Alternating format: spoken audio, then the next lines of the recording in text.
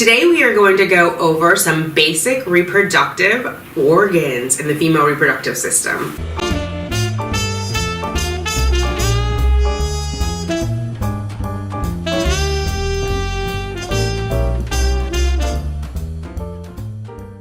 I see the crystal raindrop. Hi! Welcome, fertility fam! Happy Sunday! Welcome to Sunday Cycle Science by Simply Tanika. I am Tanika. Today we are going to go over some basic reproductive organs in the female reproductive system. Okay? So just so we have that basic foundation, this is video number 3 in our Sunday Cycle Science series, and we're just going to go over a few body parts. So first thing is the cervix. Cervix is composed primarily of fibromuscular tissue. There are two main portions of the cervix. The part of the cervix that can be seen from inside the vagina during a gynecologic examination is known as the Endo Cervix. So when we go in and our OBGYN takes a peek, that's what they're looking at, is our Endo Cervix.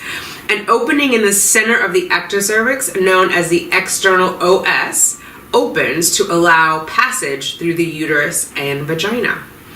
The Endo Cervix or endocervical canal is a tunnel through the cervix from the external OS into the uterus. So a little tunnel passageway through there.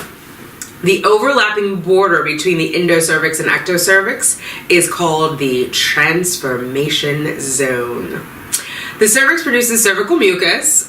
We know that if we've been charting, and we'll learn about it when we start charting here on Sunday Cycle Science. And it changes in consistency during the menstrual cycle to prevent or promote pregnancy. The cervix acts as a barrier that limits access to the uterine cavity. So it's sort of like the guard keeper of the uterus, determining what should and should not enter the uterus. During the follicular phase, increasing estrogen levels increase cervical vascularity and edema, and cervical mucus quantity, elasticity, and salt concentration. The external OS opens slightly and fills with mucus at ovulation. During the luteal phase, increasing progesterone levels can make the cervical mucus thicker and less elastic, decreasing success of sperm transport. So during that follicular phase, we all know that the egg white cervical mucus is like the holy grail. We know that we're about to ovulate. There are chemicals in our body that are changing it, making it into that egg white cervical mucus, and so it's preparing our body to receive the sperm. There are other times in our cycle, like after we've already ovulated, where that mucus gets thicker, and we talked about that a little bit in the endometrium video, but it gets thicker and it blocks out the sperm from coming through. It's protecting in case there's a baby in there. It's protecting anything that's in the uterus. Menstrual cycle phase can sometimes be identified by microscopic examination of cervical mucus dried on a glass slide. So this is another version of ferning. There's also ferning with saliva, but you can do ferning with the cervical mucus. The ferning indicates increased salt in cervical mucus, and it becomes prominent just before ovulation when estrogen levels are high. It is minimal or absent during the luteal phase. Spin Barket, the stretchability or the elasticity of the mucus increases as estrogen levels increase just before ovulation, for example. This change can be used to identify the periovulatory or fertile phase of the menstrual cycle. And depending on who you are friends with on Instagram, you may have seen some shots of egg white cervical mucus. It's stretchy, right? And you can feel it. Sometimes, like you'll see it in your underwear. Like it looks like a little bit of like spider webby, just moisture, especially if you're in darker underwear, like if you're on black underwear, you can see it like leaving little white marks, or you just feel juicier as it comes down. That's because you're getting ready. Your body is preparing for ovulation, and it's preparing to welcome that sperm and make like a nice pathway for it.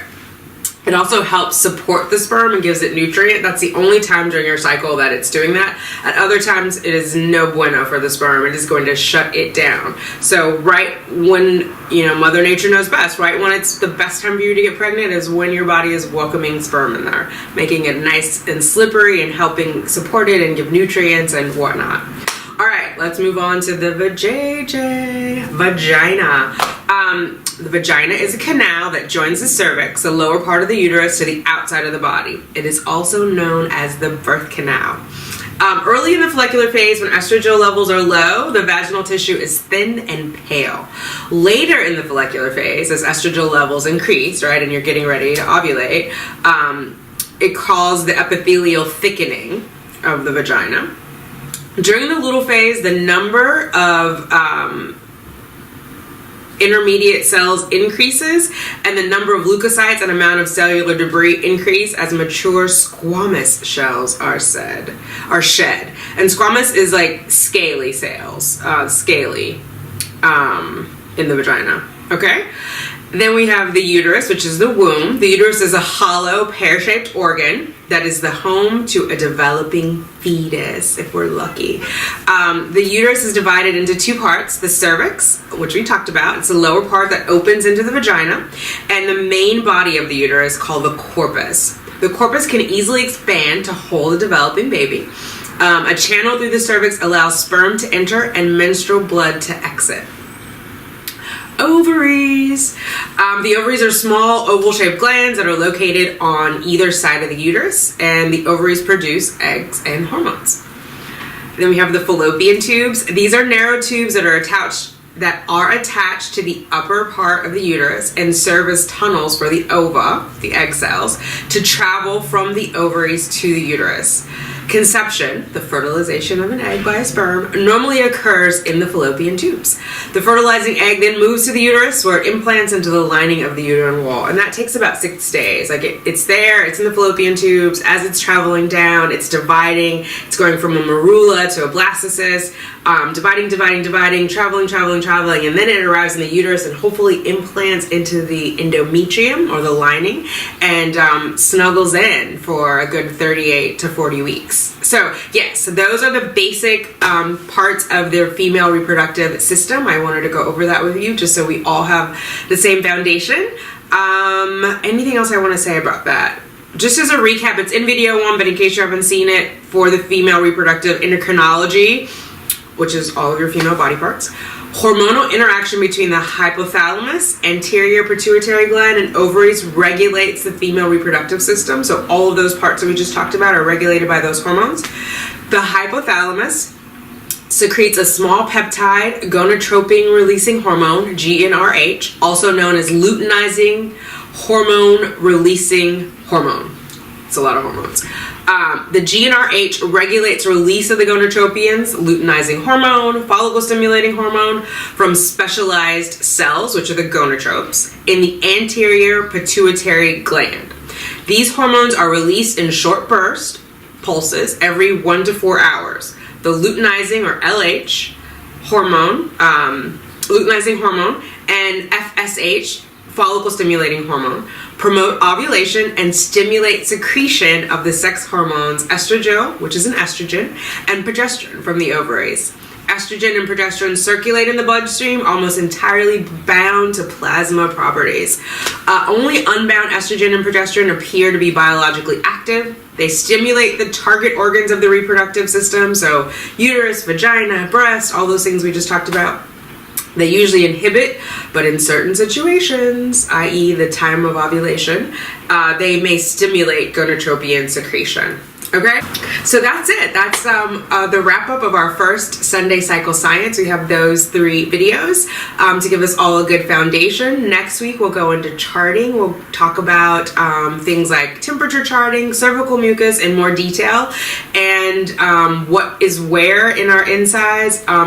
Charting can also involve inserting your finger into your vagina, so it's important that we know like things like the cervix and where it is and what we're looking for while we're in there. And I'll be using the Taking Charge of Your Fertility book as sort of our foundation of charting. That is sort of the Bible of fertility awareness. So we'll be referring to that a lot throughout our Sunday Cycle Science series. All right, guys, thanks for watching. If you like this video, please remember to give it a thumbs up. Please share it with anyone who you think might find it useful. Please comment below. I love talking to you guys. If you want to clarify anything that I've said, let's talk it out in the comments below.